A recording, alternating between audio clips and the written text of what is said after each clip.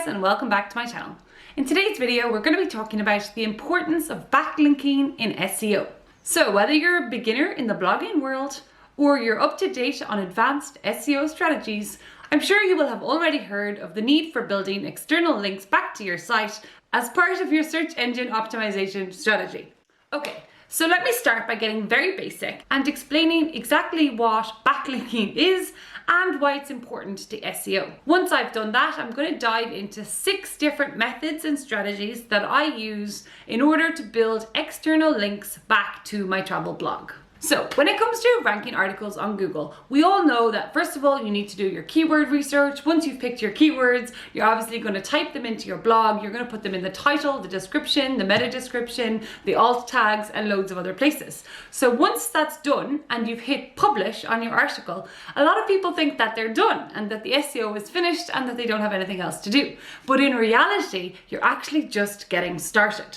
So you hit publish on your site and there's a lot more work to be done. Now, the reason I say this is that there are hundreds of factors that contribute to the Google algorithm and decide what articles go on page 1 of Google and what articles go on page 100 of Google.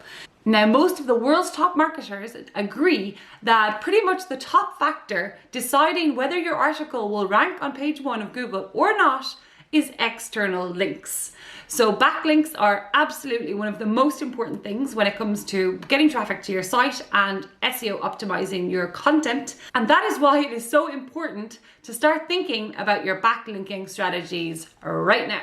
So what exactly is link building? What are backlinks and how do we get them? So for example, if you've got website A and website B, if website A links to website B, it is sending an indicator to Google saying, hey, Google, go check out website B. Check out this content. It's really good content. Then suddenly, if website C and D and E and F... From a search. Oh, Jesus Christ. I said, hey Google, and my phone started talking to me and it gave me the fright of my life. Hey Google. Well, anyway, if website A links to website B, you're sending an indicator to Google saying, hey, look at this. Go look at this. Check out this website. It's good content.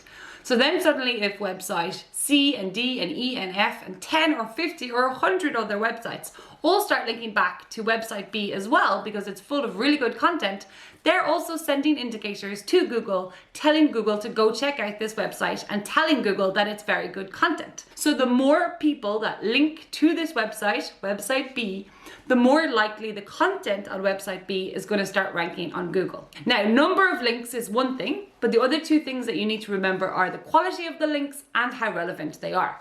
So when you think about the quality of the links, for me as a travel blogger, it is much more important or much more valuable to get a link from Lonely Planet, National Geographic, Matador Network, Condé Nast Traveler than it would be to get a link from one of my fellow bloggers. So I would say that one link from like the Huffington Post or the Washington Post or Lonely Planet might be the equivalent worth of about 10 or 15 links from regular bloggers. However, it needs to be relevant. For example, the Farmer's Journal or Psychology Today are pretty big websites with a very high domain authority and are read by lots of people. But if they linked back to my website, which is about travel and mainly international travel, it might not be very relevant. So Google might look at that and be like, well, why is a website about psychology or why is a website about farming linking back to a website about travel? Whereas if it's Lonely Planet or Condé Nast, it's much more natural and it makes more sense. So you've got the number of links, the quality, which is the domain authority, how many people read that website, how well known it is, and what its DA is, which is its domain authority. And some of these websites might have DAs of 80 or 90 or 95, and the highest is 100. So the higher you go, the more valuable it is. Now, the other thing is relevancy, like I just mentioned. So sometimes it might be more valuable to get a link from a blogger you know that has quite a high DA and is within your niche and is very relevant, rather than just getting a random link from a magazine about farming or psychology or something not relevant to your niche. Okay, so how do you check the DA of websites that you're looking to get a link from? It's pretty simple actually. You just go to Moz Open Site Explorer. You can sign up for free and I think you can search up to 10 websites a month and check what their domain authority is. I think my travel blog is about 55, which is pretty good.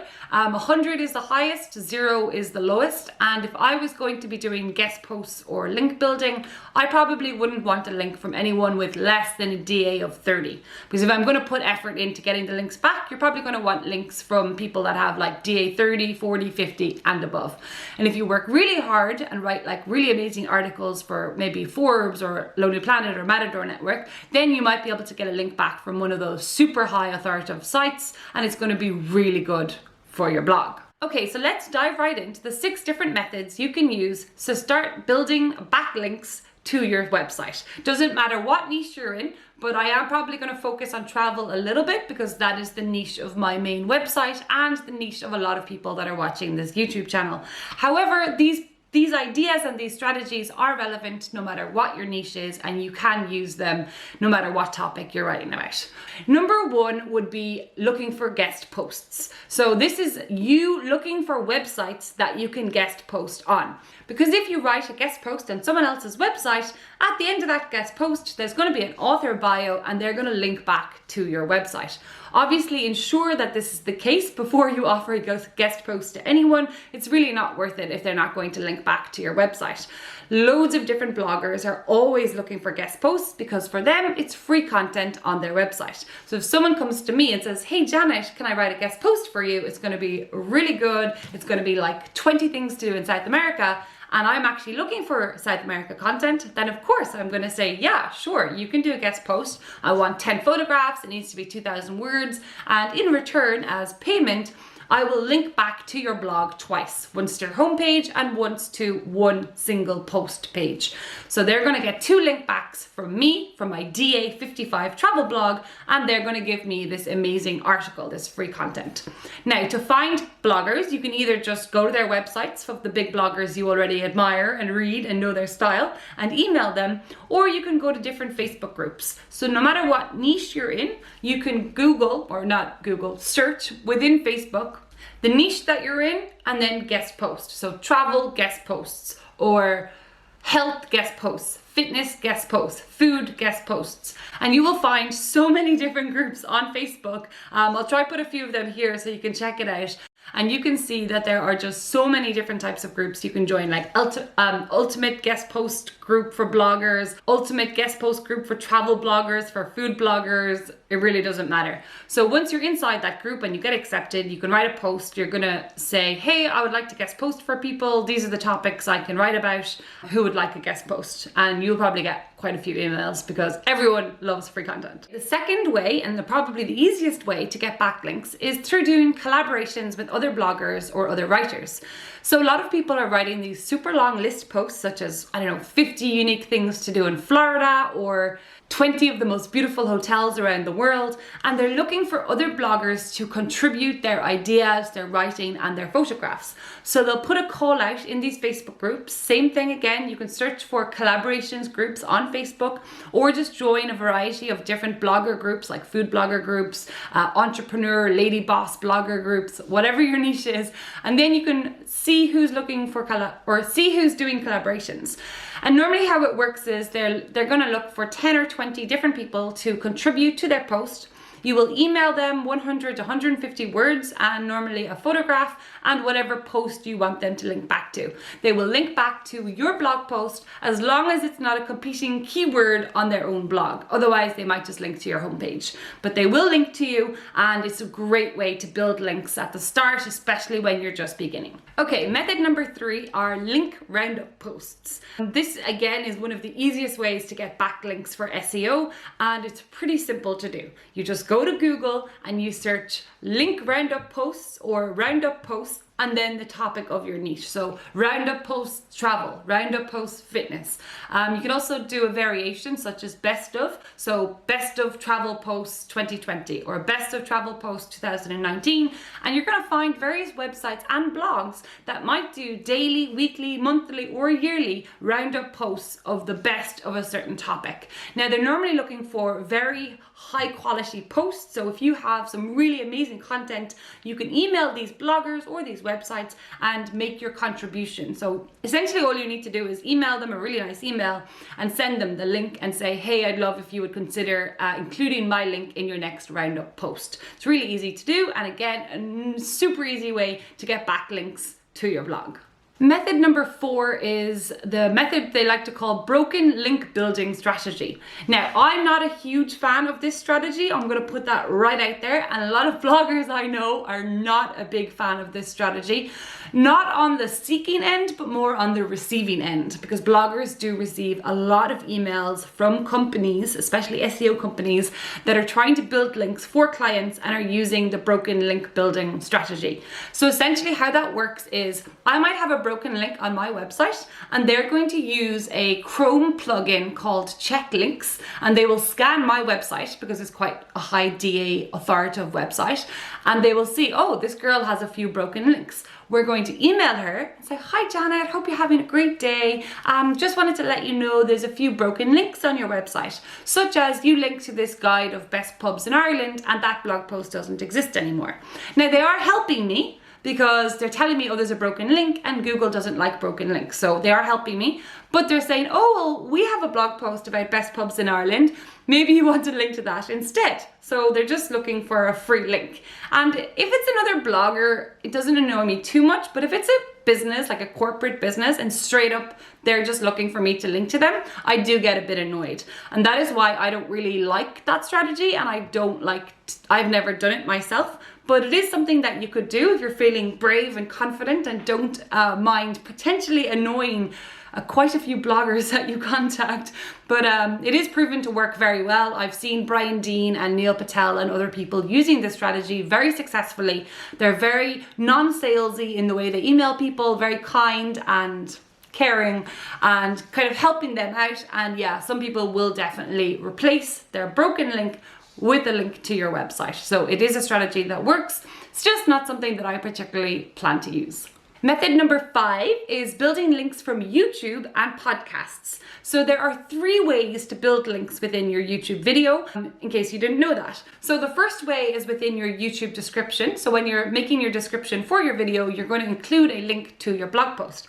The second way is in the pinned comment. So in the pinned comment of the video, make sure to copy and paste the link to your blog post. You will actually find you get a lot of traffic by doing this, because a lot of people will kind of not really look at the description, but will look at the pinned comment. So if your video gets a lot of views, a lot of people will potentially click through to your blog post. And then the third way, which I actually didn't know for ages, is that you can embed an article as a visual pop-up, like a visual card within your video. So at a certain point through your video, you can actually have a little eye pop up, and if someone clicks it, it will take them to an article on your website. So these are called YouTube cards. You can have end cards at the end of your video, or you can just have information cards within your video. So it pops up as a tiny little eye, and then when you click the eye, a whole box comes up, a visual box with a picture from the blog post and the blog post title, and people can click through and go to the blog post. So you can link to your blog post within your YouTube description, your pinned comment, and within an info card within the video. So 3 different ways. Now remember, you don't have to have your own YouTube channel to do this. So you could appear as a guest on other people's YouTube channels and ask them to link back within the description. So every time I interview someone on this channel, which I do quite a lot, I always link back to either their book on Amazon or their social media or their website or their YouTube channel. I will always link to them in some way, and if they request a certain link, I will always put it in. So if you start featuring or appearing as a guest on other people's YouTube channels, then you're going to be able to build more link backs to your, then you're going to be able to build more links back to your blog. And now another way to do this, I haven't tried this, but I heard it's very successful, is to do podcasts. So by featuring on other people's podcasts, you're going to get a link from that podcast episode back to your blog, your YouTube, your website, whatever. So the more podcasts you feature on, the more link backs to your blog you're going to get. And some of these podcasts are very successful, very large, and it's actually quite a valuable link. So from your YouTube or from someone else's podcast is another wonderful way to build backlinks for SEO. Method number 6 is another pretty easy one. It is called help a reporter out, HARO, HARO. And it's a really great service that you can use for free. You just sign up and you get a few emails a day from them. And it's essentially journalists or reporters that are looking for quotes for their articles, normally for pretty big publications like the Washington Post or the New York Times or Forbes. So they could be writing an article, say, about men that earn over 100k and live alone. It could just be something really random. And if you fall into that category, you could reply to the email, which directly sends an email to the journalist or reporter with a quote and obviously a link to your website or your social media, and they can choose to include you. Now, they mightn't always choose to include you, but you can just keep trying. So whenever you get an email, you can pick what types of subjects you would like the emails about. So technology, health, fitness, travel, whatever it is that you're into. And you can get 1 email a day, or you can get 3 emails a day, you can get 10 emails a day. You can get an email every single time a reporter makes a request. And the quicker you are to respond and the more relevant you are, the more likely you're going to get quoted in an article and hopefully, fingers crossed, get a link back from a really high DA website. Such as the Huffington Post or the Washington Post or website like that. So that's pretty much it. Those are my 6 methods for building backlinks for SEO. I hope you guys found them helpful and useful and that you can put them to use on your blog or website. If you did find this video useful, I would really appreciate it if you gave it a thumbs up. And if you want to see more content like this, don't forget to subscribe to my channel below.